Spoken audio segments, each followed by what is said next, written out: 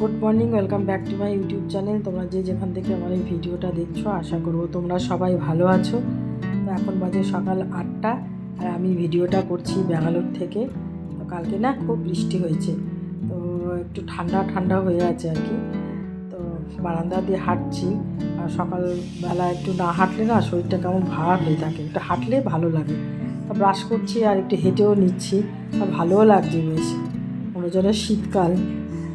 তো এখন কিচেনে এসেছি, তো একটু চা নিচ্ছি, চা খাবো বলে।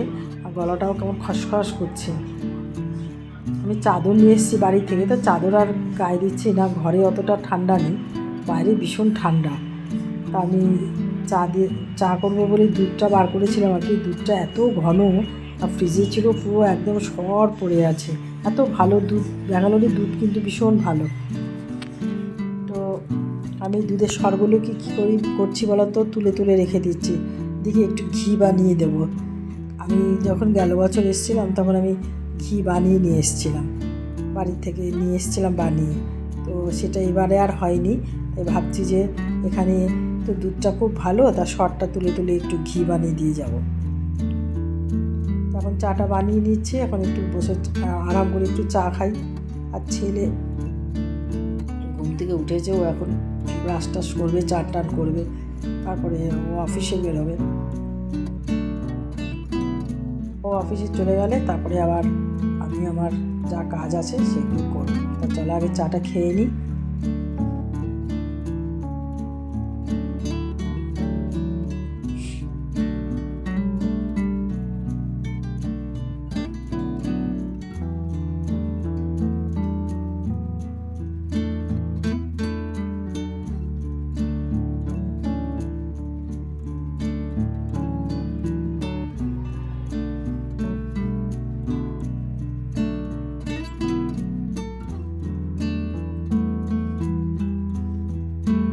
চা খাচ্ছি, আমি সবাই ইনস্টামার্ট থেকে কিছু জিনিসের অর্ডার করেছিলাম, তো সেগুলো এসে গেছে।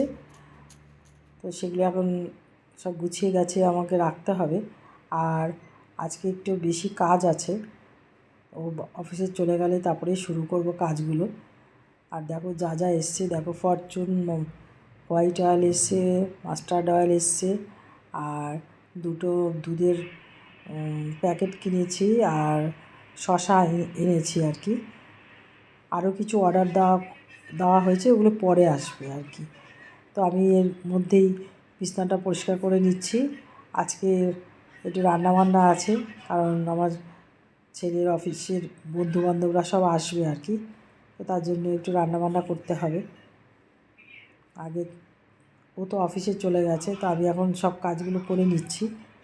ফার্স্টে বিছানাটা ভালো করে পরিষ্কার করে নিই, তারপরে ঘরটাগুলো একটু ডাস্টিং করে রাখবো, তারপরে রান্না করব।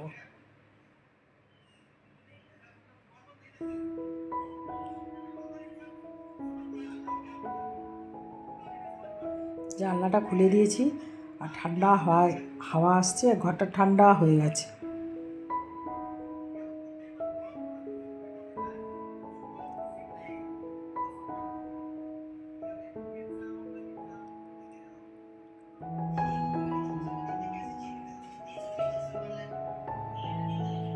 মোটামুটি বিছনাটা ঝেড়ে নিলাম, কম্বলটা গুছিয়ে গাছিয়ে রাখলাম। এখন দেখি বারান্দা বলছি, বসার ঘরের সোফাটা একটু ভালো করে ঝেড়ে টেরে দিই।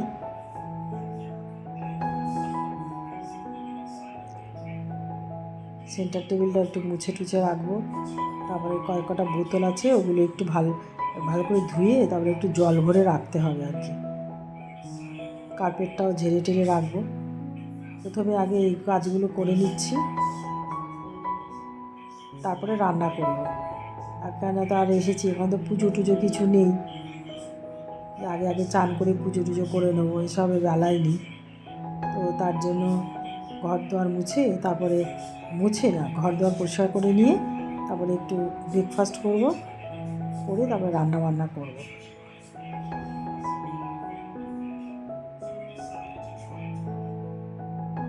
ভীষণ ধুলো পড়ে, জানো তো, রোজ পরিষ্কার করলেও না এত ধুলো। কালকে আমি এসেছি বুধবার, আমি কালকে সব পরিষ্কার করেছি, ফ্যান ট্যান পরিষ্কার করেছি, যেটা তোমাদের সাথে শেয়ার করতে পারিনি। তো সেগুলো সব করেছি। আজকে যখন আমি আবার পরিষ্কার করছি, সেই দেখি ধুলো, এত ব্যাঙ্গালোরের ধুলো না, মানে ভাবা যায় না। জানলাগুলো খুলতে ইচ্ছা করে না ঠিক সময়, এত ধুলো।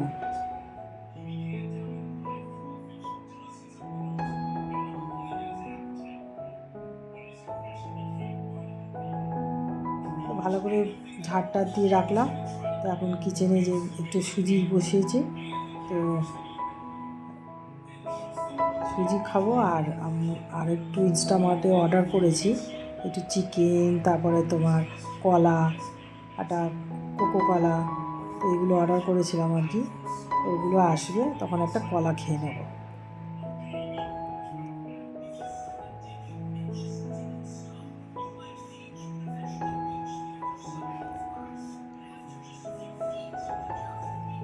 তো সুজিটা মোটামুটি আমার বানানো হয়েই গেছে। তো চলো এখন একটু খাটে বসে আরাম করে একটু সুজিটা খাই। আর আমার কিছু ওষুধপত্র বিছানায় ছড়িয়ে এসেছি, তো এগুলো একটু খেতে খেতে গুছিয়ে নেব। অনেক ওষুধ এনেছি, একটা ওষুধ তো পাচ্ছিলাম না, যাই হোক ঠাকুরের ইয়েতে পেয়েছি ওষুধটা। তারপরে ওই প্যাকেটের মধ্যে সব ওষুধগুলো গুছিয়ে গেছে রাখবো আর কি, দেখছিলাম।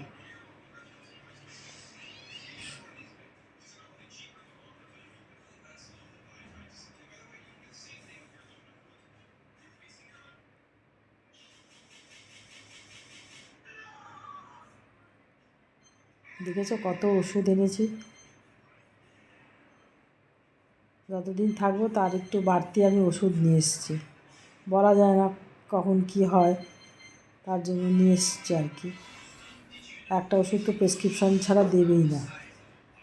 ইনস্টামার্ট থেকে আবার অর্ডার করা হয়েছে, এই দেখো কোকো কলা, তারপরে আবার চিকেন আনা হয়েছে, আর আনা হয়েছে এই যে কলা আনা হয়েছে। এগুলো আবার রাখতে হবে।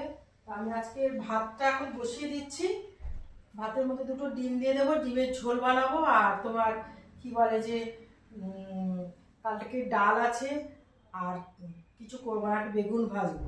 ও ইয়ে আছে আমার, কি বলে যেন একটু ঢ্যাঁড়স ভাজা আছে, তো হয়ে যাবে। আর রাত্রিবেলা আমার ছেলের সব বন্ধুরা আসবে, তা ওদের একটু ইনভাইট করা হয়েছে। আমি তো কলকাতা থেকে মাটন নিয়ে এসেছিলাম, ওই মাটনটা রান্না করব। আর কি বলে যে আর ওই চিকেনের একটু পকোড়া বানাবো আর কি। তা কী করবো দেখো, এখন কারেন্ট অফ হয়ে গেছে, এই এখানে সমস্যা, খালি খালি কারেন্ট অফ হয়ে যায়। তো চলো আমি অন্যান্য কাজগুলো করি, ততক্ষণে বসে থাকলে তো চলবে না। কারেন্ট অফ হয়ে গেছে বলে আমি একটু এই ওয়ার্ড্রপের এই মিররটা একটু ভালো করে মুছে দিচ্ছি কলিন দিয়ে, একটু দাগ দাগ হয়ে গেছিলো, তা মুছে ভালো করে রাখছি। আর ছোটো একটা টুলের মতো আছে, তো ওটাও একটু গুছিয়ে গাছিয়ে রাখবো, পরিষ্কার করে রাখবো। তারপরে ঘরটা ঝাড় দিয়ে দেবো, দিয়ে ঘরটা মুছে নেব। তার মধ্যে যদি কারেন্ট এসে যায় ভালো, বেশিক্ষণ যে কারেন্ট গিয়ে যে বেশিক্ষণ থাকে তা না, যায় আবার চলে আসে, এই 10-15 মিনিট পরে আবার চলে আসে।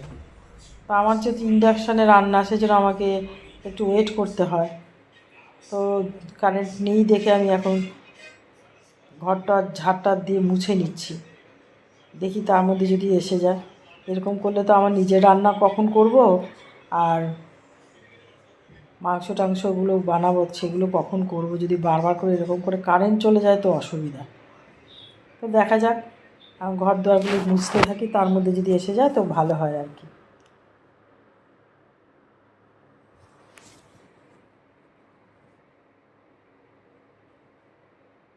আর ঘর ঝাড় দিচ্ছি, তুই ঘরে কি কেউ এসেছে? কেউ আসেনি, তাও দেখো কত ধুলো, চুল তো আছেই,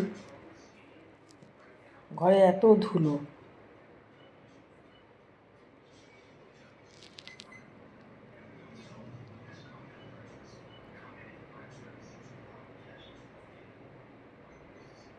আমি নিজেই ঝাড় দিচ্ছি আর ভাবছি, বাবা এই কোথায় ছিল এত ধুলো, মানে নিজেই ভাবতে পারছি না। বাড়িতে লোকজন আসলে মনে হয় এত ধুলো হয়। তো যাই হোক, ঝাঁপ দিতে দিতে কারেন্ট এসে গেছে।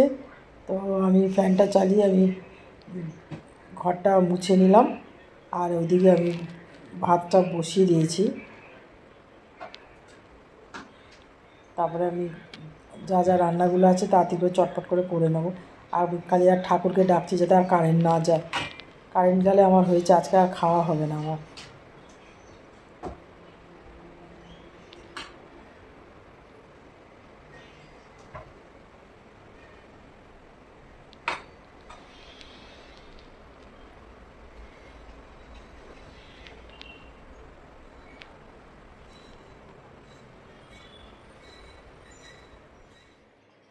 মোটামুটি মোছা হয়ে গেছে। কার্পেটটা একটু তুলে নিয়েছি, নিয়ে ভালো করে মুছে দিয়েছি। আর কার্পেটটা ঝাড় দিয়েছি, নিচে অনেক ময়লা থাকে। তো মোছা টোছা হয়ে গেছে। তো আমি এখানে দেখো কড়াই বেগুন ভাজা করে নিচ্ছি। আর বেগুনগুলো খুব ভালো বেগুন ছিল, আর বড় বড় বেগুন ছিল। কেটেছি, দেখতেই পাচ্ছ কত বড় বড়। আমি বেগুন খেতে ভীষণ ভালোবাসি। আর এদিকে দেখো ডিম সেদ্ধ করে রেখেছি, ভাতটা আমার হয়ে গেছে। আর দুধও জাল দিয়ে রেখেছি। মোটামুটি সব কিছুই আমার হয়ে গেছে। এখন শুধু বেগুনটা ভেজে তুলে নিয়ে তারপরে ডিমের ঝোলটা করবো। এদিকে মাংসের আলু কেটে রেখেছি, পেঁয়াজ রসুন আদা সব কেটে রেখেছি। এখন কারেন্ট এসছে, তাড়াতাড়ি করে আমি আদা রসুন আর টমেটোটা গ্রেট করে রেখে দেবো, যদি আবার পালিয়ে যায় তো হয়েছে। এখানে মাংসটাও বার করে রেখেছি। মাংসটা আমি যেহেতু কলকাতা থেকে এনেছি, আমি অল্প একটু সেদ্ধ করে নিয়ে এসেছি। কাঁচা তো আর আনা যাবে না প্লেনে করে, তার জন্য একটু সেদ্ধ করে নিয়ে এসেছি। তা দেখো আমার ঘর দেওয়া সব ঝাড়টা দিয়ে মোছা টোছা হয়ে গেছে, সব পরিষ্কার পরিচ্ছন্ন করে রেখেছি, জল টল ভরিয়ে রেখেছি। আর সবই তো করা হয়ে গেছে, আর কোনো কিছু বাকি নেই। শুধু রান্নাঘরটা একটু মুছে টুছে রাখতে হবে, যেহেতু এখন আমি রান্না করছি সেজন্য রান্নাঘরের কিছু করিনি। সব কিছু করা হয়ে যাওয়ার পর তারপরে রান্নাঘরটা পরিষ্কার করে রাখবো। আর এদিকে দিয়ে দেখো আমি ডিমের কারিটা বানাচ্ছি। কিছু দিইনি, আমি শুধু টমেটো পেঁয়াজ একটু জিরের গুঁড়ো আর লঙ্কার গুঁড়ো ব্যাস এই দিয়ে রান্না করেছি। তা আমার ডিমটাও হয়ে গেছে। তারপরে আমি এখন আলুগুলো ভাজছি আর কি। আলুগুলো ভেজে নিয়ে তুলে নেব। নেওয়ার পর তারপরে পেঁয়াজ ভাজবো। রান্না করছি আর ঠাকুরকে ডাকছি যেন কারেন্ট অফ না হয়ে যায়।